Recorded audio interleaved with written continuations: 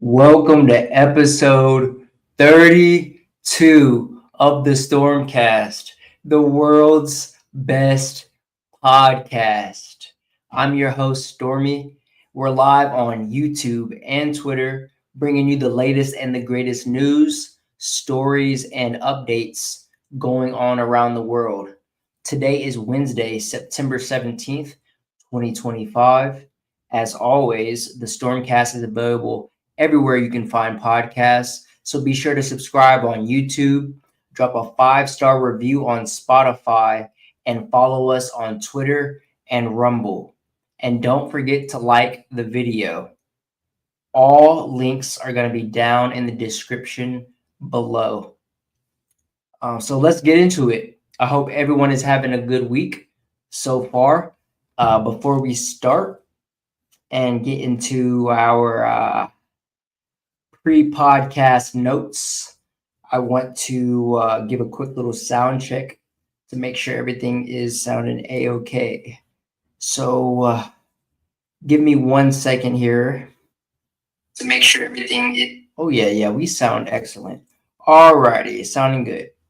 Before we get into today's Stormcast, I just want to say, if you haven't already checked out the latest episode of the Stormcast, episode 31, it dropped last Wednesday. It was all about the Charlie Kirk shooting, which has been making a lot of headlines, obviously around the nation and around the world. We talked about the trans gun ban, the biggest things ever built, and a lot more. So go check that episode out. Really good episode. That episode actually has almost 1,000 views. I think it's my most viewed podcast to date.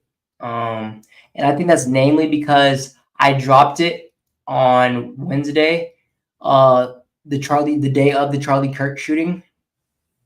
And I was recording it as everything was unfolding. So as I said, big event that just happened. We'll talk a little bit more about it on this episode here and clear some things up. But yeah, shout out to everybody who's been showing support on the podcast. We also have a new episode on the Stormy and Friends channel. A new video has dropped titled Exploring Washington, D.C. in a Wheelchair. So you haven't checked that out yet? It's a vlog where I go to D.C. and I pretty much just do a vlog. I go to the White House and explore D.C., show you how accessible it is. So you haven't checked that out? Go check that episode out, that video out. And there is a movie review dropping this Friday. So little spoiler, it's a Fantastic Four movie review. Me, my pops, and my brother went and checked it out at the movie theater, did a review on it. So yeah, turn those post noties on for that dropping this Friday. Some more little pre-show notes. It is football season, obviously. Give you guys a quick little update on my Longhorns. My college team is the Texas Longhorns, and we are 2-1. Started the season off kind of rough with Ohio State, but our schedule is looking pretty easy, so I expect us to go all the way this year, at least make it to the playoffs and hopefully the national championship. We're number 8 in the nation, and pretty easy schedule, especially this Saturday. We got an easy opponent. So as NFL-wise, my Raiders are 1-1 with the Commanders coming up on this Sunday. Had a rough game last Sunday with the Chargers. Chargers looking really good. Chargers offense firing on all cylinders. Justin Herbert looking really good out there. And their defense as well, led by Khalil Mack. And, they're looking to upset a lot of teams this year. So yeah, my Raiders, Commanders this Sunday, tough opponent. We'll see how that goes. I think Jaden Daniels is hurt, which should help us out a lot on defense. And a quick little fantasy football update. On ESPN, I have 9 teams. For week 2, we went 7-2. Um, Looking really good on ESPN. I drafted so well this year. And on Yahoo, my paid money leagues, we are 6-2 for week 2. So looking really good on a lot of those teams. All my teams looking good, and yeah, I'm just excited about this year. For fantasy, I plan on making a lot of money at the end of this year. Um, and guys, before we get into this episode pertaining to last week, episode 31, we did talk about the controversial Charlie Kirk topic that has been shocking the world. And I apologize if I did come off offensive on either side. I am, just breaking down the news as it comes and as rational and as based as I see it. And, on the last week's episode, I talked about the liberals attacking him. And as of right now, it is looking as though the shooter was a liberal, or at least had liberal views. And we'll talk more about this case here in a bit. But I just wanted to say, guys, I am neither liberal or Republican, just to clear that up. I do have Republican and traditional views, as well as liberal and progressive views for certain things, So what they want you to do, and by they, I mean those at the top looking to keep us divided so that we are not united, right? What they want is, division, and they want you to choose a side, and they want you to be polarized, but that's not what I do. I offer the most based, rational views I can at the moment. And at the moment, I was reporting the incident as it was happening, like I said. So what I said did come to be true in a lot of things. And we'll continue to talk about this here on this episode too. Shout out to the chat, 2 people in the chat right now. We have Austin Reynolds. He says, Longhorns breaking my damn heart this year. Fellow quad here in Texas, dog. Okay, so shout out to Austin Reynolds in the chat. Yeah, man, I used to live in Texas. They used to break my heart all the time. Last year, they broke my heart losing before the Natty. But, looking good this year. So, not too worried about that, guys. And before we do start this episode, I want to give a moment of silence, a quick little moment of silence for Charlie Kirk and his family and everyone involved in this incident. Just to show some respect, I believe the funeral is this weekend, but it is 4:13. I'm gonna wait until it's 4:14, guys, and we're gonna take a 1-minute moment of silence for the world. Take some time to pray, for the world and how polarized and scary things are looking out there. So let's go ahead and start the moment of silence here.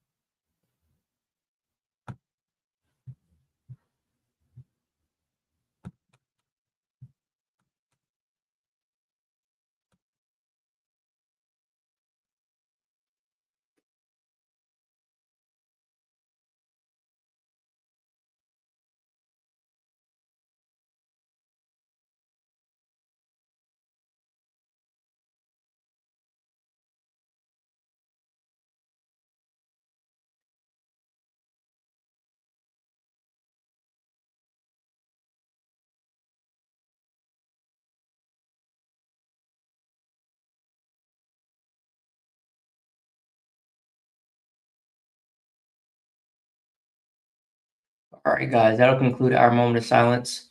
Prayers up to everyone involved in the Charlie Kirk case, the assassination of Charlie Kirk. We're going to be reacting to some of the latest news surrounding his assassination right now. So let's get into it. From theindependent.com, we have an article titled Inside Tyler Robinson's Mind, which is the suspected shooter and killer of Charlie Kirk. So this is Inside Tyler Robinson's Mind. Texts shine new light on Charlie Kirk's suspected assassin. And there's a lot of controversy and conspiracy surrounding the suspected assassin, which we'll get into also. Whether or not this is the guy, whether he was actually, would he have actually been able to make this shot? As we know, it was from, I believe, 200 yards away. So actually, like for a skilled marksman and with a high-powered rifle, you can actually make this shot fairly easily, right? If you have a little bit of experience, hunting or shooting. So this is actually from today, Wednesday, September 27th. Today at 4:51 a.m., they released this video, and this is the district attorney reading the text messages or confessions between Charlie Kirk suspect and his roommate, which we now know apparently he had a transgender or in transgender boyfriend, or has, right? So I suspected it was a liberal,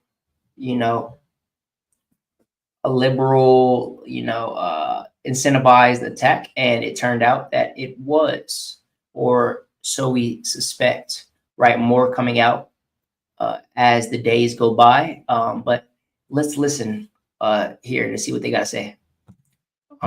This is the attorney, the Utah County District Attorney, Jeff Gray. Let's get into it. Robinson's roommate, a biological male who was involved in a romantic relationship with Robinson. The roommate told police that the roommate received messages from Robinson about the shooting, and he did provide those messages to police. On September 10th, 2025, the roommate received a text. Okay, so we have the boyfriend of the suspected shooter apparently corroborating with the police.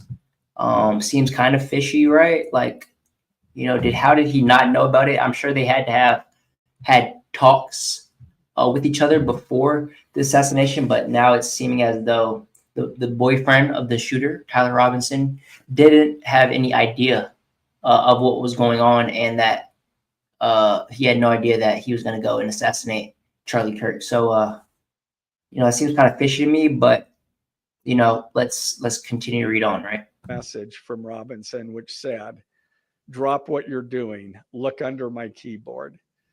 The roommate looked under the keyboard and found a note that stated, quote, "I had the opportunity to take out Charlie Kirk, and I'm going to take it."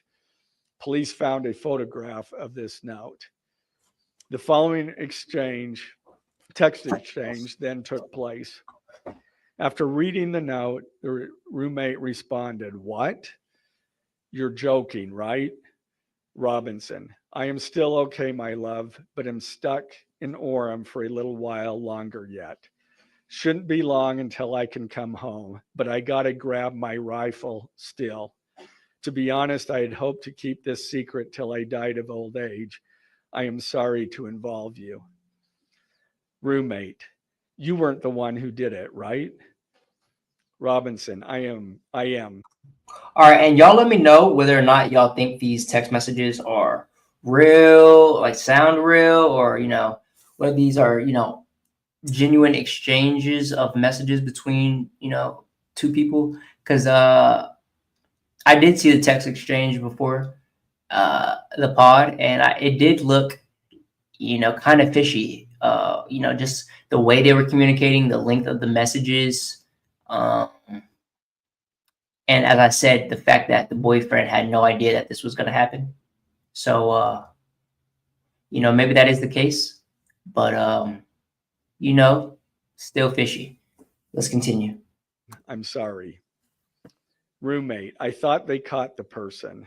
Robinson, no, they grabbed some crazy old dude, then interrogated someone in similar clothing. I had planned to grab my rifle from my drop point shortly after, but most of that side of town got locked down. It's quiet, almost enough to get out, but there's one vehicle lingering. Roommate, why? Robinson, why did I do it? Roommate, yeah. Robinson, I had enough of his hatred. Some hate can't be negotiated out. If I am able to grab. Funny how, the guy, the text exchange, they talk about how Charlie Kirk had hatred in his heart. But, if you actually go and look at most of Charlie's speeches, right, he welcomed, people from all ethnic backgrounds, races, ethnicities to come up and argue with him, and he would never, discriminate on the person. He let everybody have their voice, let them be heard, let everyone talk, and he let them speak out their full disagreement before. And he was, articulate in his responses, and, obviously his views were traditional, but I saw nothing of hatred or racism or anything out as the media and the liberal, the left, try to portray him as. You have people that celebrated his death, which I find absolutely, deplorable, very sick and sad. Even if you did disagree with the man, if you celebrate someone's death, especially a man who is peaceful, and non-violent, then I think you really need to access, your heart, and you really need to take a look back on how you're living, and your views, and your morality and your morals, right? Because he didn't deserve that, right, to be killed like that in front of not only his wife and kid, but thousands of people, and who the world now is able to, see his assassination, which is very, sickening to look at, right? Mentally, right? That's a spiritual thing, to have to witness, right? On our spirits, right? It's really, really sickening to the spirit, right? So I don't know. I just find it funny how the left, how they paint him, how they try to paint him out as, and because they couldn't, get off a, they couldn't debate him. They chose to use violence to silence him, right? And his message will live on forever. They did make him a martyr, and what they did was immortalize the man, right? So, yeah, let's continue on. My rifle unseen, I will have left no evidence. Going to attempt to retrieve it again. Hopefully they have moved on. I haven't seen anything about them finding it. Roommate, how long have you been planning this? Robinson, a bit over a week, I believe. I can get close to it, but there is a squad car parked right by it. I think they already swept that spot, but I don't want to chance it. Robinson again, I'm wishing I had circled back and grabbed it as soon as I got to my vehicle. I'm worried what my old man would do if I didn't bring back Grandpa's rifle. Okay, and you hear in the text exchange that Tyler and his boyfriend, he's telling them that the rifle that he used was his grandfather's, right? So his the shooter used his father to get the perpetrated weapon, and he used that thinking, I'm guessing his dad thought he was just going to borrow it. I believe his dad was a ex-military kind of guy, so They're used to having guns, and he's probably let the suspect have borrow guns in the past, or even gave him guns. So he probably thought nothing of it, and it turns out that apparently this is the gun that the shooter used to kill Charlie Kirk, right? So let's continue on. IDEK if it's had a serial number, but it wouldn't trace to me. I worry about prints. I had to leave it in a bush where I changed outfits. Didn't have the ability or time to bring it with. I might have to abandon it and hope they don't find prints. How the F will I explain losing it to my old man? Only thing I left was the rifle wrapped in a towel. Remember how I was engraving bullets? The F in messages are mostly a big meme. If I see notice bulge. And on the bullets that we found on the bullet casings of, the weapon fired, we saw that the suspect left engravings on the bullets, pretty much liberal leaning type messages. On one of them, he said, "Hey,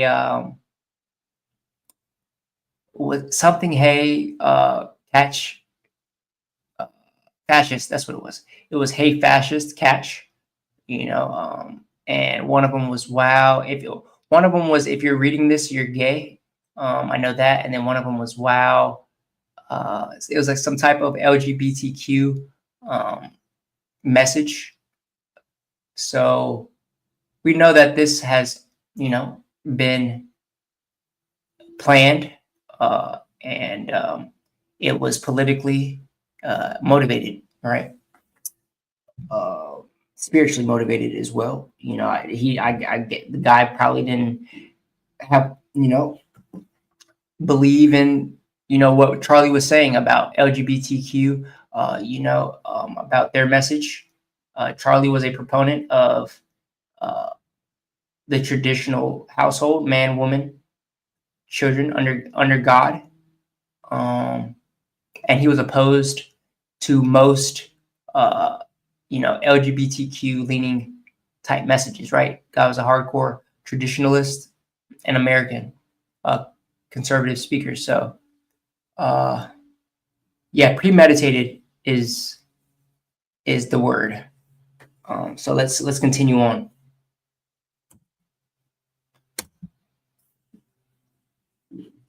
And I believe I muted it. Yeah. See notice bulge UWU on Fox News. I might have a stroke, all right. I'm going to have to leave it. That really effing sucks. Judging from today, I'd say Grandpa's gun does just fine, IDK. I think that was a $2K scope. Wink, wink. Robinson again. Delete this exchange. Again, Robinson. My dad wants photos of the rifle. He says Grandpa wants to know who has what. The feds released a photo of the rifle. So as we know, his father, is the one who turned him in. Apparently, and apparently there was a prize, for the turning in of Tyler Robinson, and apparently the father said to give the money to the family of Charlie Kirk, right? So apparently turned down the bounty money for his own son, which is a righteous thing to do. Most people probably wouldn't have done that, but I believe it was the right thing to do. And his dad apparently saw him when the FBI released pictures of Tyler Robinson, and that's when he became suspicious that his son was the shooter. And then he gave him the gun, so he realized that he has a gun. This could be him. He has the gun. He's asking for it, and his son is not responding. So you know, evidence is a mother effort, as my dad used to say. So, yeah, let's continue on. And it is very unique. He's calling me, RN, not answering. Robinson, since Trump got into office, my dad has been pretty diehard MAGA. Robinson, I'm going to turn myself in willingly. One of my neighbors here is a deputy for the sheriff. Again, you are all I worry about, love. That came from Robinson. Roommate, I'm much more worried about you. Robinson, don't talk to the media, please. Don't take any interviews or make any comments. If any police ask you questions, ask for a lawyer and stay silent. All right. So there you have it. The district attorney addressing the public on the text exchanges between the suspected shooter, Tyler Robinson, and his roommate / lover.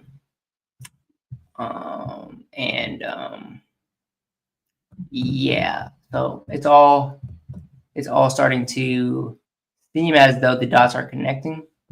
As far as we know it right now, I believe obviously the Tyler Robinson is in custody, but I don't think he is cooperating or saying much right now to authorities. So let's read what they have to say here. Tyler Robinson, the 22-year-old Utah resident accused of killing MAGA commentator Charlie Kirk, has been formally charged with aggravated murder. At a press conference announcing charges against him on Tuesday, state prosecutors revealed text messages sent by Robinson to his roommate, an alleged romantic partner, in which he appeared to take responsibility for the fatal shooting at Utah Valley University last week. Robinson evaded capture for 33 hours after allegedly opening fire on Kirk from a rooftop around 160 yards away, which for a shooter, guys, is relatively not that far. It's possible. I see a lot of people online saying, how could he have done that? He had to have been, expertly trained and whatnot. Yeah, difficult shot, but not impossible, right? Which, leads to more conspiracies of, could it have been a second shooter? Could he have been working with someone? There's video footage of people within Charlie Kirk's camp giving signals behind him, which seem like military-style sniper signals, slightly right before the execution. I've seen videos. These are all conspiracies, of course. But, you have to continue to, you can't just believe the media. You have to do some investigating yourself a lot of times, right, to find the truth. I saw videos of someone in the crowd, a guard, messing with his shoulder and then it shooting something like one of those, dart guns that could have possibly been a shoulder. There's conspiracies of there being someone in the stands with a phone gun that could have possibly done it like that. And then I also saw someone, a fire, like a muzzle fire, go off behind Charlie in the crowd right before the execution, like in the corner. That could have been a second shooter. And then there's pictures of that person like leaving and wearing a glove. And, these also could be, distractions from what really happened. The guy was a high profile target, obviously. With him being so politically polarizing, it could have been someone completely unrelated to who we think it was, or it could have been the guy, or it could have been, a professional hit. A lot of people say he started backtracking on things on his support of Israel. So that's another,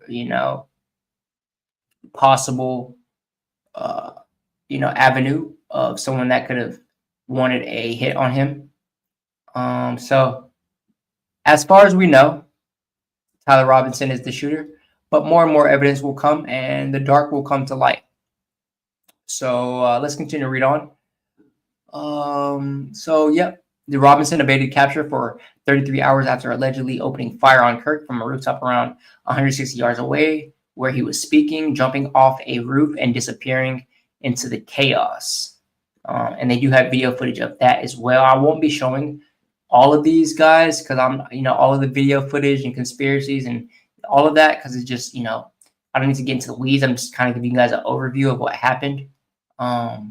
So yeah, we do see in a video though of him jumping off a roof and disappearing, walking off into the crowd, where he goes into a nearby wooded area, and that is apparently where he drops the weapon at. The evidence, which is later found, right? Which he says in the text messages he wish he circled back and picked up, right? So big L on this guy.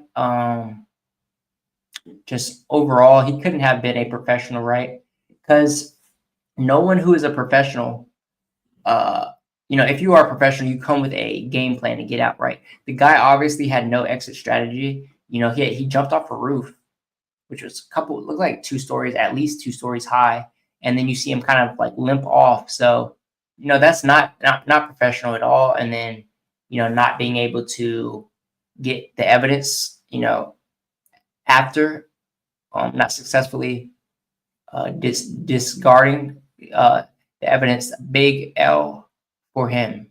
All right, so let's read on.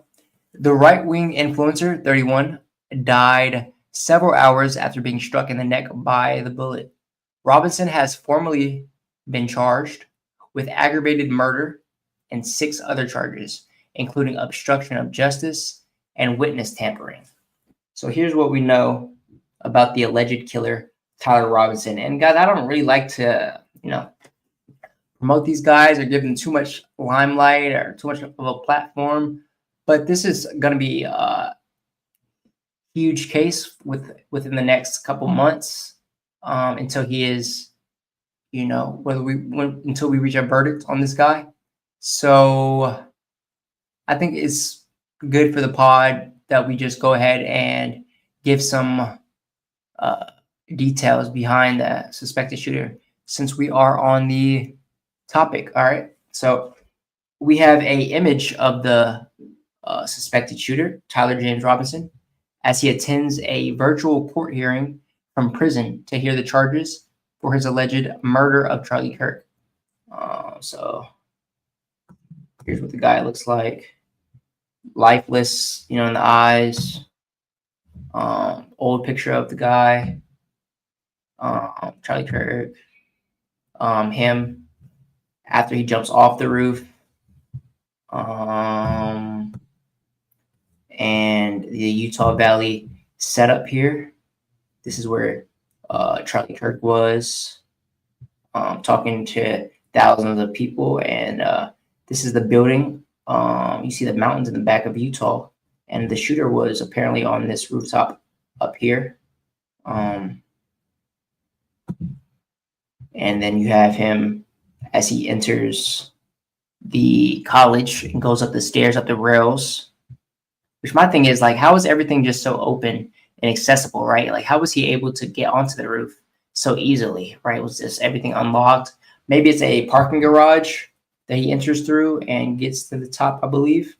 But either way, he gets to the top of that roof, and we have surveillance footage of him doing so.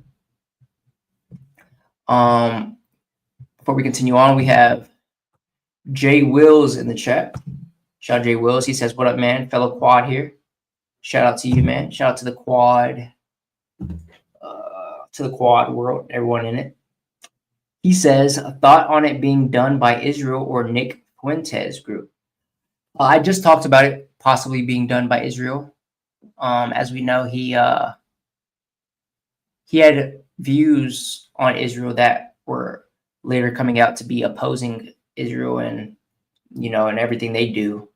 And that's a whole nother can of worms, right? But our backing of Israel and all the support we give them. So yeah, apparently he was backing out on that. And then as far as the Nick Fuentes group, I do know of Nick Fuentes, but I don't know about any group that he was a part of that could have possibly wanted Charlie Kirk dead, right? So I don't know, man. Let me know what could have possibly been going on with the Nick Fuentes group in the chat. So who is the suspect? Robinson grew up in the conservative southern Utah city of Washington with his mom, who works at Intermountain Support Coordination Services, dad, a police officer and kitchen fitter, and 2 brothers, social media pictures suggest. He has been described as, quote, quiet by people who know him, as well as a straight A student. His grandmother claimed she had, quote, never heard her grandson discuss politics. However, family members told investigators that Robinson had become, quote, more political in recent years. Utah voting information seen by The Independent shows the 22-year-old's voter status is inactive, meaning he has not voted in the last 2 general elections or responded to notices sent by a county clerk. His party affiliation is listed as, quote, unaffiliated, while both his parents are registered Republicans, according to state voter records. All right. Quote, most of my family members are Republican. I don't know any single one who's a Democrat. I'm just so confused. Quote, end quote, the suspect's grandmother, Debbie Robinson, 69, told the Daily Mail.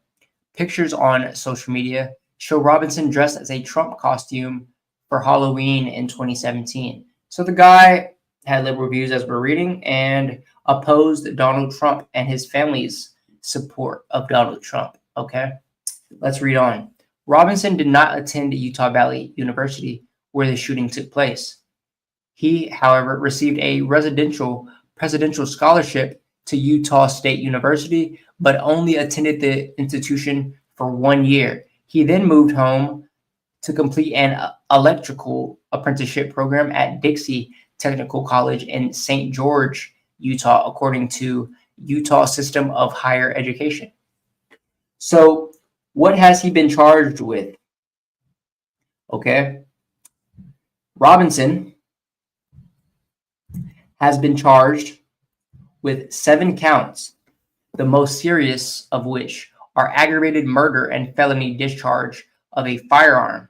Aggravating factors have been applied to those charges based on targeting Kirk over political expression and knowing that children were present and would witness the homicide, which I believe, guys, is the most heinous part of this. You know, the fact that so many young people were in the crowd, not only his young daughter, but so many other young children had to witness this, not only in person, but, you know, on the internet, right? It's all over the internet, easily accessible. You can find it anywhere.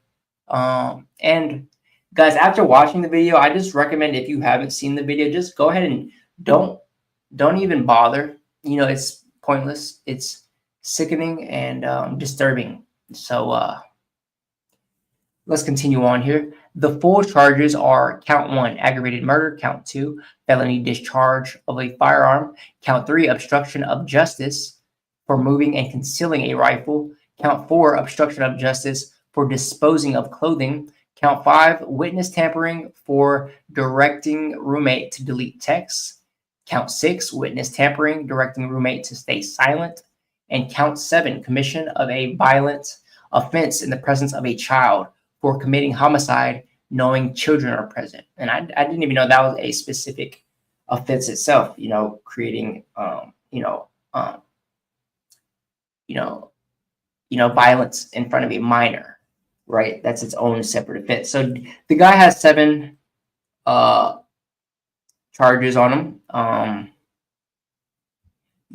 The worst of which being aggravated murder, which in Utah, I believe, can result in the death penalty. And I do believe that prosecutors and judges are seeking the death penalty.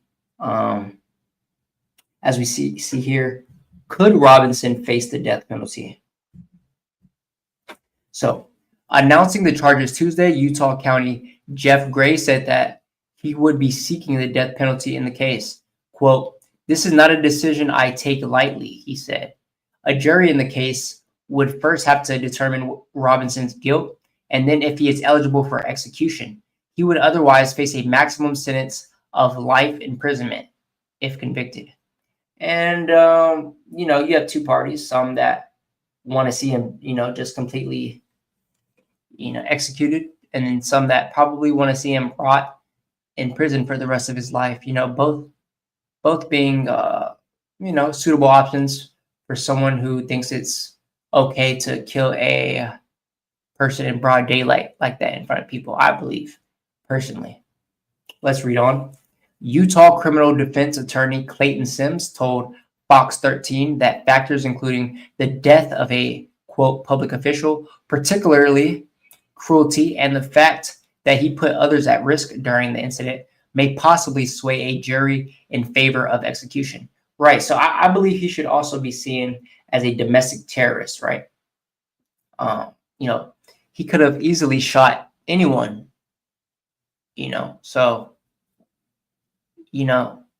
just sickening. Let's read on. Quote, if you kill someone in front of 3,000 live witnesses, if you kill someone knowing that it's going to have an impact beyond the state of Utah, that could be particularly cruel, end quote, Sims said. Robinson's age or possible mental health issues may count as mitigating factors, the outlet reported.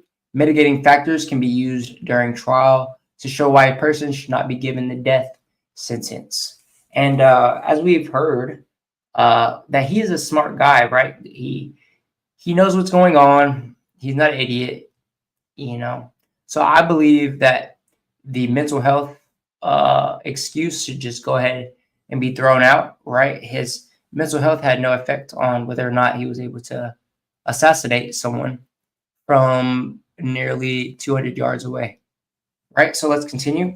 President Donald Trump has also called for the death penalty. However, Gray said Tuesday that he had made the decision, in quotes, independently as county attorney based solely on the available evidence and circumstances and nature of the crime. Okay, so what is the evidence? Authorities said Tuesday that Robinson had left a note for his roommate under his keyboard implicating himself in Kirk's murder, and then had a text conversation in which he also said he had committed the crimes. In an interview on Fox and Friends, shout out to Stormy and Friends, FBI Director Kash Patel explained that the note had been destroyed, but they had forensic evidence of the note. Patel explained that the FBI believed the note existed before the shooting and was in Robinson's and his roommate's home. Patel summarized the contents of the note as, in quote, I have the opportunity to take out Charlie Kirk, and I'm going to take it, end quote. This message, he said, was gleaned through interviews. Robinson told his roommate, who authorities say is biologically male and transitioning to female, right, transgender, that he had planned the crime for more than a week. In the exchange, Robinson told his roommate that he had, quote, hoped to keep the secret till I died of old age and apologize for involving them. In quotes, he says, if I am able to grab my rifle unseen, I will have left no evidence. Going to attempt to retrieve it again.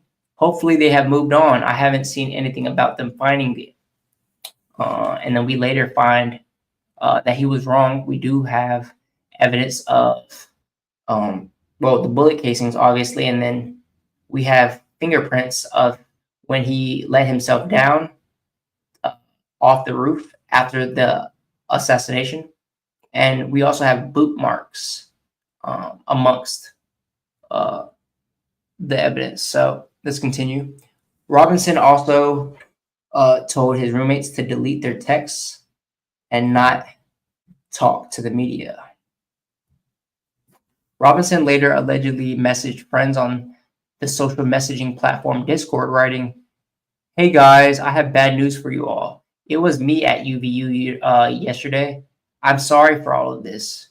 DNA matching Robinson was also found on the trigger of the rifle found by detectives and some of the shell casings.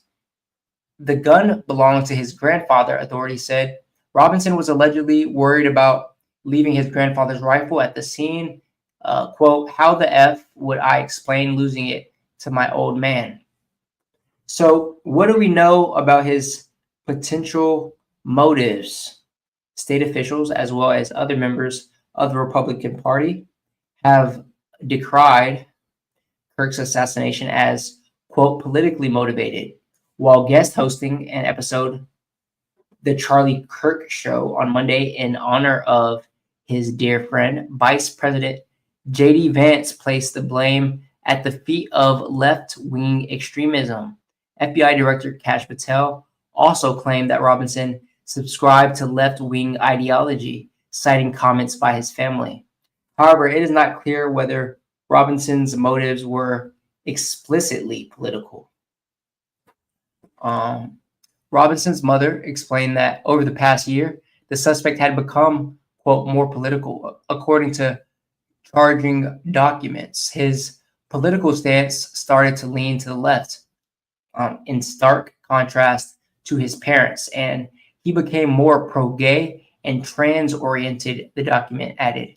In a conversation before the shooting, Robinson mentioned Kirk would be holding an event at the university, which he called, quote, a stupid venue. Okay. When asked by his roommate why he had committed the alleged crime, he replied, quote, I had enough of Kirk's hatred. Some hate can't be negotiated out. The shell casings found by the rifle were engraved with messages that included, hey, fascist, catch, with an arrow symbol right before the symbol, and 3 down arrow symbols, and apparent reference to a button code in the video game Helldivers 2. Another casing read, Oh, Bella Ciao, Bella Ciao, Bella Ciao, Ciao, Ciao, an apparent reference to Bella Ciao, a song with roots to an Italian anti-fascist anthem during the Second World War.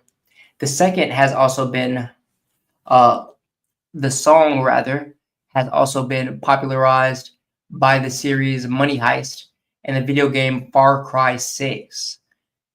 The spent casing reportedly including the phrase, quote, notices, bulges, oh, whoa, what's this? An apparent reference to an ironic meme. Another casing allegedly said, if you read this, you are gay, LMAO. On Tuesday, Gray confirmed that from the investigation, the etched inscriptions on the bullets were a big meme. And I find it funny how he had a casing saying, if you read this, you are gay, right? When he was, or is, in fact, a homosexual. Just funny how, they use, being gay as a, to make fun of you when they are gay, right? It's very hypocritical. Let's read on. So, how was he caught? Okay. Law enforcement spent over a day searching for Robinson, releasing surveillance photos and videos of the 22-year-old and begging the public to help identify him. According to the charging document, Robinson's father said that when his wife showed him an image of the shooter in the news, he agreed that it looked like their son. He also believed the rifle looked like a weapon he had gifted his son. Tyler, is this you? Matt Robinson reportedly asked his son when he first saw the images. A law enforcement told CNN, quote, this looks like you. And apparently these images are AI photo enhanced, the photos that the FBI released to the public. But luckily we did have them and they were able to be released, and they were used by the father to suspect that his son was in fact the shooter. After his mother agreed that the pictures released by authorities looked like him, she and the father called their son, asking what he knew about the crime, officials said. When his father urged his son to turn himself in, the suspect reportedly responded, I would rather kill myself than turn myself in. Robinson's family convinced him to talk to a family friend who was a retired deputy sheriff. According to the charging document, the family friend convinced Robinson to turn himself in part to avoid the police having to search his parents' home. Okay. And so that's all we have here on the assassination of Charlie Kirk. I will be continuing to bring you guys more and more information as it is released in the upcoming weeks and podcasts. But for now, that's the information we have. Thank God there is a suspect, and hopefully he gets the full extent of the law here and is judged properly by his peers and the judge. And prayers up that he's God. He's judged by God in the most righteous and cruel way, according to the damage and pain that he has caused the world, right? So with that being said, guys, we have more news before we get into our main topics. We have from ABC News, shooter dead, 2 other students hospitalized after shooting at Colorado high school, says a sheriff. And this apparently was the exact same day, September 10th, of the shooting of Charlie Kirk, right? So, what is happening to the world? What's going on? 2 tragic events caused by gun violence. And this was released September 11th, a day after the shooting occurred, right? So let's read on here. The shooter had a self-inflicted gunshot wound, the sheriff says. Okay, so the suspected shooter dead in Colorado school. Police say the suspect, a male student, opened fire at Evergreen High School in Colorado, wounding 2 classmates and then turning the gun on himself. Let's watch the video. All rights reserved to ABC News. New details in the deadly Colorado shooting that sent several students to the hospital. All fire departments respond on an active assailant. A flurry of 911 calls poured in Wednesday just after noon from Evergreen High School. Students there in a panic, seen on this Ring camera video taken next door, running away, desperate for help.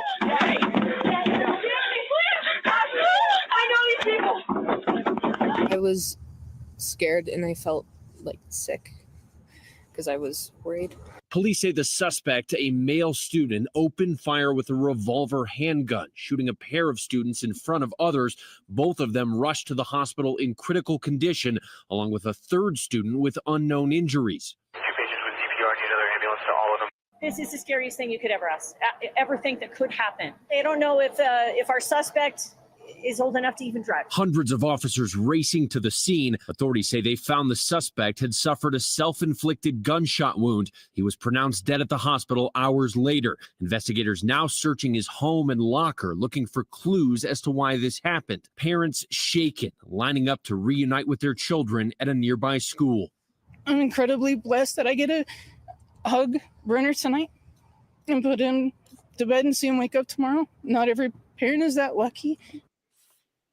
And we are in Jefferson County, Colorado. This is the same county where 26 years ago, the Columbine school shooting massacre happened.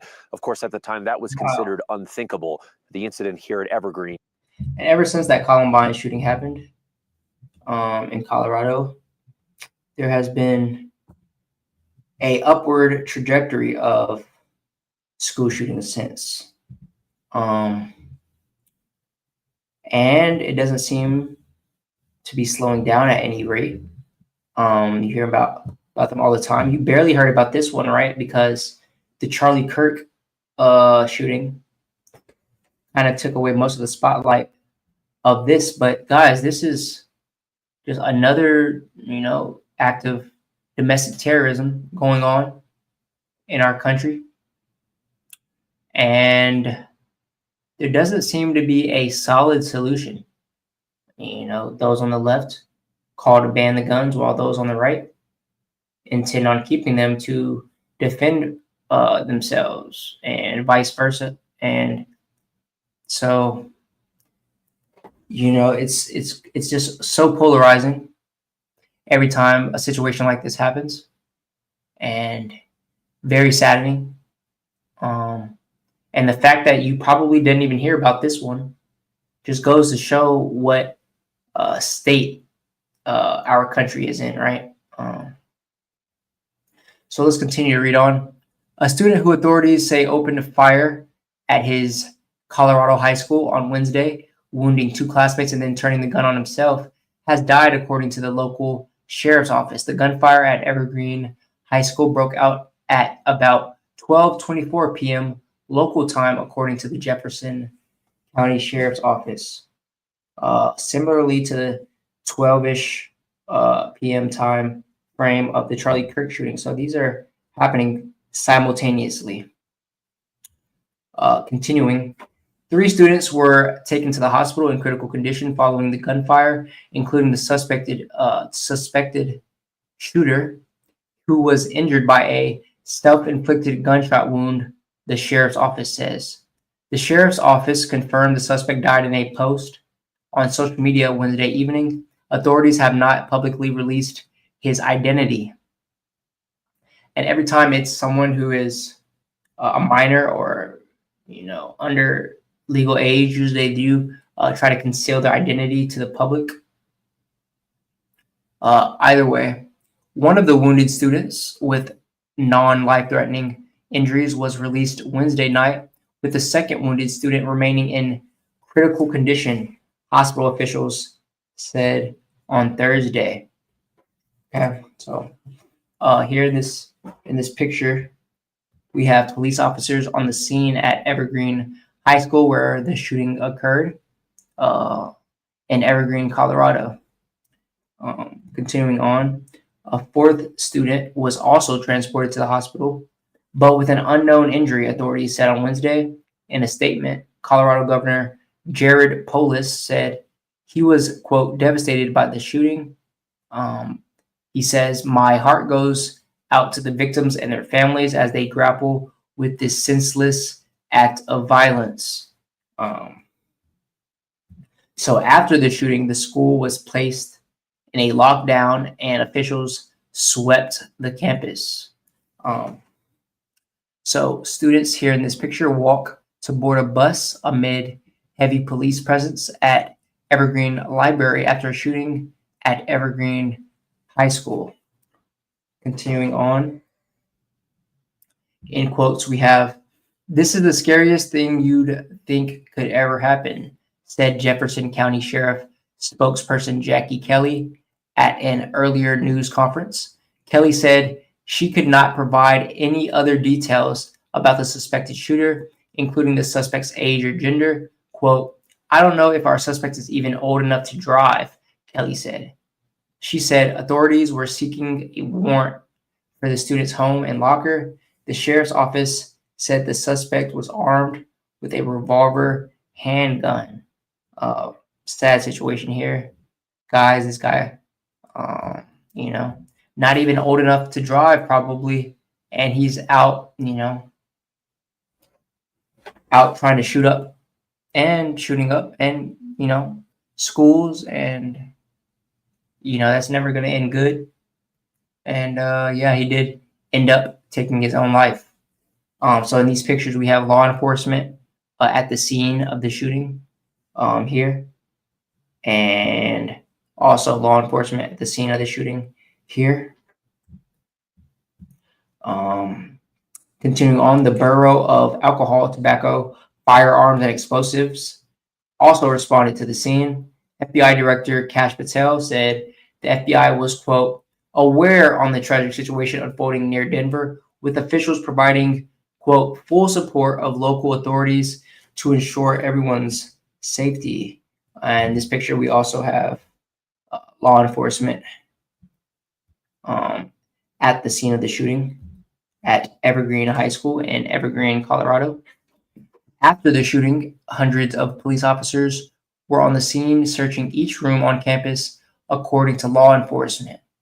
Parents were asked to reunite with students at a nearby Bergen Meadow Elementary. So crazy times we're living in, guys. A lot of people probably didn't even hear of this. Pretty wild stuff. More wild stuff. More wild news we have here from ABC News. We have the body of a black student is found hanging from a tree in Mississippi. Police at Delta State University said no evidence of foul play was found in the death of DeMartravian Trey Reed, but an investigation is ongoing, right? So first of all, no evidence of foul play. They are in Mississippi, so this could very well be racially motivated, right? Being in the Deep South, being, one of those states known for racism, and, being in the Deep South, having presence of the KKK and a history of, racism, it very well could be, foul play, right? With a name like DeMartravian Trey Reed, right? He's obviously black, and let's get into the video. Let's see what NBC News is reporting here. All rights to them. Do not copyright me. Authorities say the body of 21-year-old DeMartravian Trey Reed was found hanged from a tree by a faculty member near the pickleball courts. Word spread quickly throughout the Cleveland campus, leaving students and others concerned and worried. Well, because I am. And this has to be someone had to have done this, right? Because you don't see black people near pickleball courts at all. Am I right? So it's more of a white person thing, I will say. So, I've never seen a black person play pickleball, but just a little bit of bias, It could be some foul play going on. Let's continue. A black student, hearing that happened to another black student, it really made me feel,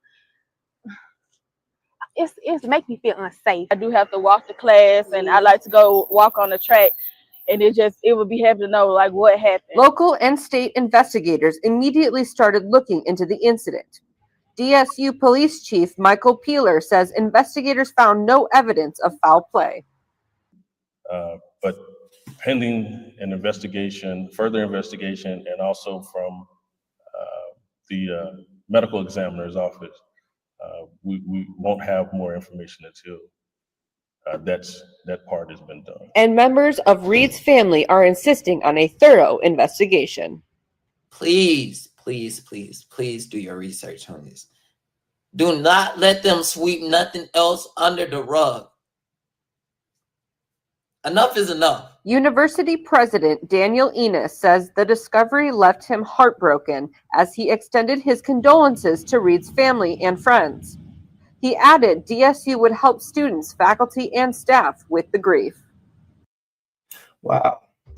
Tide booster All right. test. Makeup ruining your fit? So Try Tide. It's boosted. Either The other guy can't match Tide's boosted clean. Oh, let's stop this ad. How about that? First of all, so either they're sweeping this under the rug, right? And truly nothing, and truly nothing, no foul play is involved, or rather, they are, or the guy, killed himself, right? So, to kill yourself in that way, it takes a lot, and I don't. Most people aren't gonna go out like that, right? So I'm gonna need, as the family member said there, a little bit more investigating. I think I have to go through this ad in order to get out of this. Hold on, let's see. Oh no, I can just scroll down. All right, so And this is September 16th. So yesterday, this article dropped by Daniela Silva. She says, the death of a 20-year-old Black student whose body was found hanging from a tree on a university campus in Mississippi has sparked outrage and allegations online, even after officials said there was no evidence of foul play.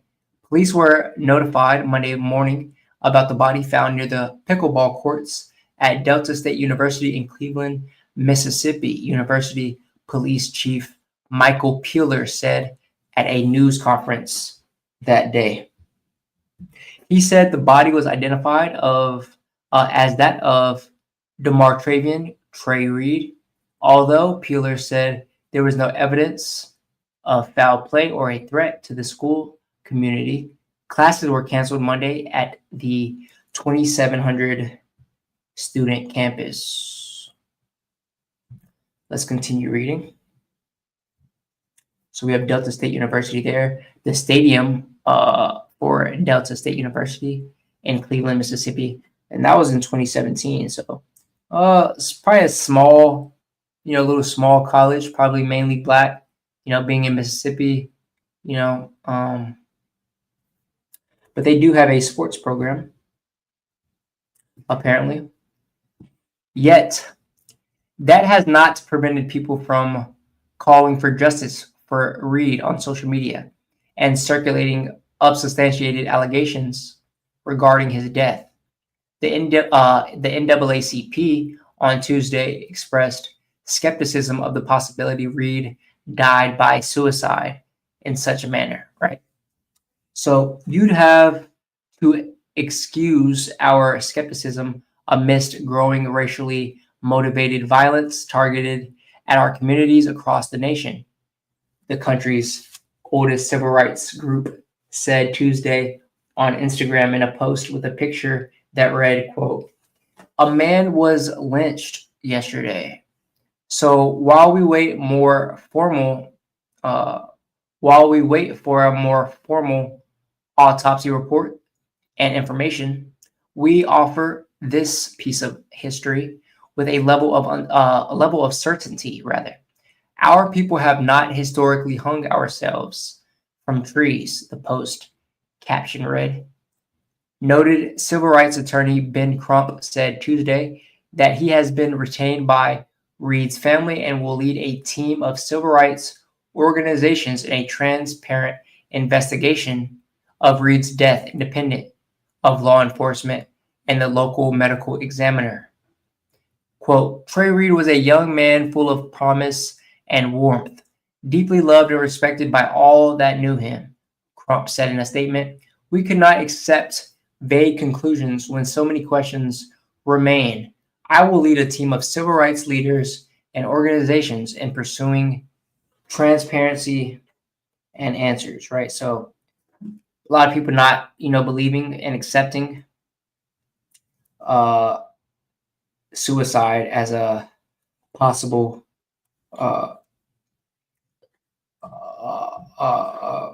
reason of death for this young man. So the Bolivar County Coroner's Office said Monday that it was conducting a thorough investigation into Reed's death and denied rumors being shared online that his body had been found with multiple injuries indicative of a potential assault. So here we have Trey Reed, young Black man. So reading on, in quotes, we have, "Based on the preliminary examination, we can confirm that the deceased did not suffer any lacerations, contusions, compound fractures, broken bones, or injuries consistent with an assault," Coroner Randolph Seals said in a statement on his Facebook page. Quote, "At this time, there's no evidence to suggest the individual was physically attacked before his death. The FBI office in Jackson, Mississippi, said it was prepared to assist, but only if local authorities believe a federal crime may have been committed." Quote, "The FBI is poised to review the incident in our law enforcement partners develop information to suggest a federal violation, the office said by email Tuesday. Mississippi Bureau of Investigation spokesperson Bailey C. Martin said the agency is assisting campus law enforcement who continue to lead the probe. So, crazy news we have there. Really disturbing. And I hope we get to the bottom of that, right? For the, just for the family to, be able to sleep at night, and the community as well, and all the Black students that attend Delta Valley University, or Delta State University rather, that they get that, peace of mind, and that, it is, rightfully investigated, and that the truth does come out. Continuing on with more news. In this podcast, we are at the 11-minute or 1 hour and 11-minute mark. So shout out to all three people in the chat. This will probably be my last piece of news for the podcast. We didn't even get into the main topics, but we did cover some juicy news here with the Charlie Kirk killer being caught and the Colorado high school shooting, as well as the Black student that was found in Mississippi. So last piece of news here. Let me check the chat. We have Jay Rule says the Groypers, okay. Referring to the the Jewish people, the who-ish, I believe, is what I heard a possibility. He also says, I've got to dip. All the best. See you next time. All right. Shout out to you, Jay Wills. Appreciate you coming by on the episode, man. And for the next piece of news we have here, to wrap up the episode, we have the XSTSO X12 mobility robot, which is not just a wheelchair, it's a revolution in motion. And this on YouTube from XTSO Mobility. And I actually got an idea to react to this piece of news from someone from the last podcast dropped in the comments. Have I seen this robot? And I haven't. And I wanted to react to it here live on this podcast episode. I do have a lot of quad viewers, a lot of viewers in wheelchairs. So maybe this may be also helpful for those of you who are in wheelchairs or maybe quad. So let's get into it.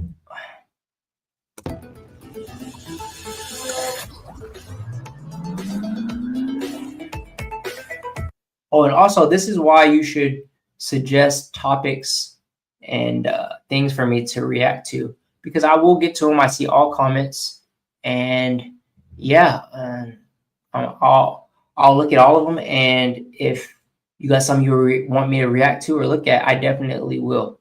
All right, so let's check out this wheelchair. Testo X12, AI plus all-terrain mobility robot, feature the uniquely created all-terrain travel technology with AI control. It will ease your way to anywhere. It can surmount all-terrain obstacles and provide a better travel experience. Wheeled quadruped robot chassis, four-wheel independent power system, true full-time four-wheel drive. Independent joint control for each wheel, maintaining a stable posture on any terrain. Full-time four-wheel drive, with strong power to cross obstacle effortlessly. Superb off-road capability, driving up the steep slope as if walking on flat ground. Wow, that's all-terrain cool. Adaptability, smooth. That all-terrain, it seems pretty cool, especially going up those hills. There's a lot of like hills that I've encountered when walking out in nature or rolling out in nature, whatever you want to say, in my wheelchair. Like soft hills with dirt and rocks, and something like this could have been very useful, right? I do like to be outside a lot in my wheelchair, go for walks, get in nature, touch grass. And, for someone like me who likes to be in nature and is also in a wheelchair, something like this seems awesome, So I may have to look into this. Let's continue on. Movement on uneven roads, crossing potholed roads with ease.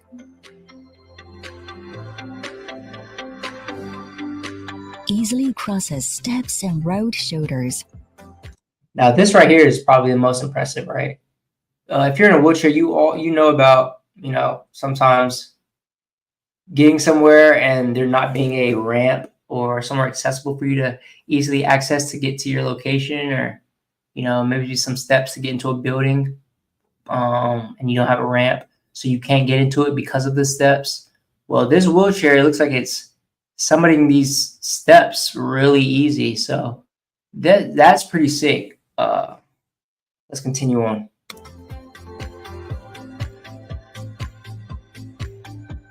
Effortlessly travels on sandy and gravel paths. Caterpillar mode. Stably crosses wide ditches. Oh, look how low that is. That's nice. That's really cool. AI control automatically switches between different modes.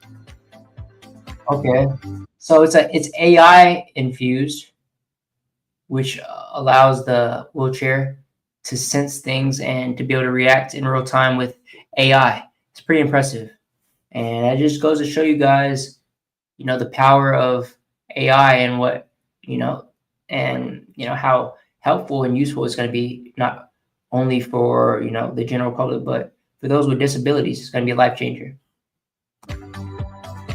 Intelligent power matching, automated power output adjustment for seamless climbing.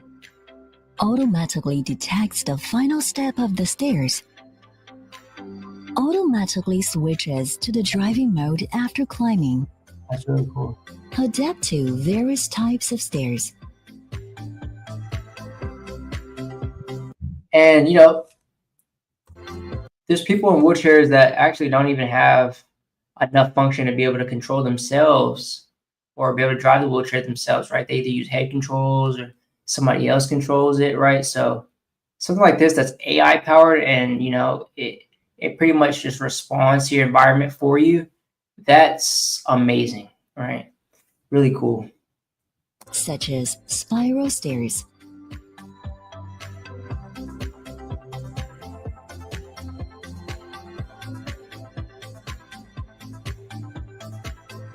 Indoor stairs, outdoor stairs, etc.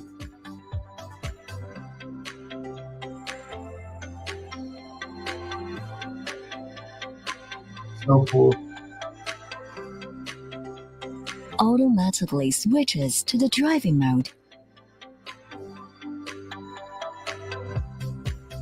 AI control automatically corrects the climbing direction. Wow.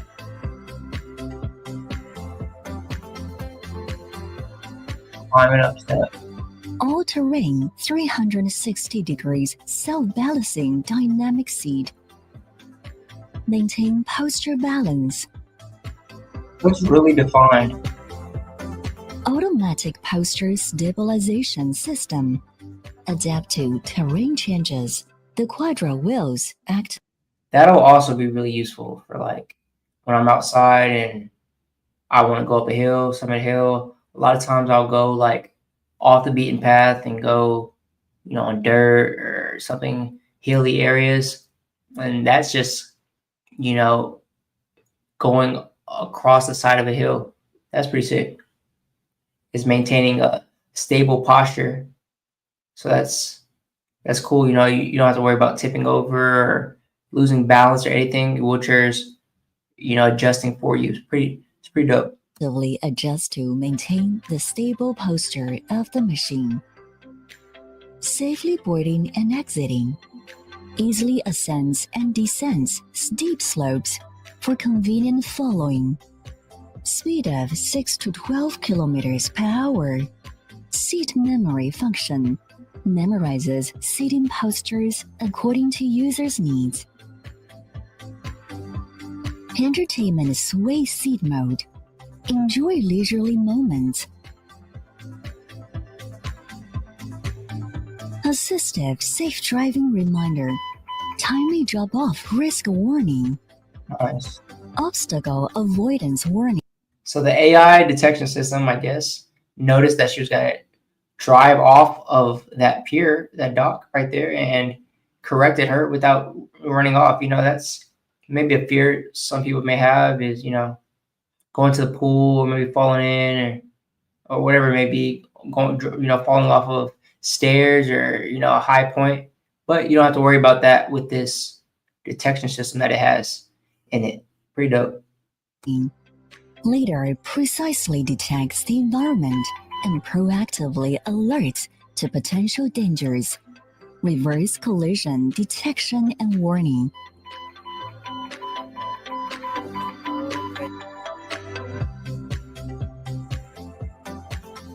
That detection system also will be very useful for me, as I like to back into walls in my house and leave little holes everywhere, right? So if it can stop me from doing that, I'll have to get the wheelchair just based on keeping my home value up alone, right? So that's pretty dope. X12 all-terrain mobility robot. Ease your way to anywhere. Okay, so that is the X12 all-terrain mobility robot. I guess it's not even a wheelchair. It's considered a robot. Pretty dope. Pretty dope right there. So shout out to Whippity Wine 2, who commented, bro, have you heard about the X12 all-terrain mobility robot? It's a badass wheelchair. And yeah, guys, just comment under the video and I'll try to react to it, see it. The things that you guys, comment, and I always look at everything. With that being said, ladies and gentlemen, it has been an amazing episode 32. We are continuing to push them out. Every Wednesday, we're coming up here live, whether it be with a guest. We have upcoming guests, so be on the lookout for that, or whether it be by myself, just reacting to some of the latest news and topics going on around the world. Either way, I hope you find it entertaining and also informational. And yeah, just like that, I want to thank you for joining the podcast today. Shout out to all the live viewers we have right now. And if you're watching the live replay, I appreciate the support. If you want to support the video, you could always share the video. Okay. You can always ask some questions and let me know, just provide feedback is what I need. Some good feedback on the topics. Let me know if they're good or bad, whether you like them, and let me know what you want me to talk about in the next coming episodes, and what you want to hear on. Just let me know. But with that being said, ladies and gentlemen, hope everyone has a great rest of the day. I am gonna get something to eat, get some sleep, and start it all over again. I love you guys so much. See you in the next episode. Stay blessed, stay beautiful, and have a great day. Peace.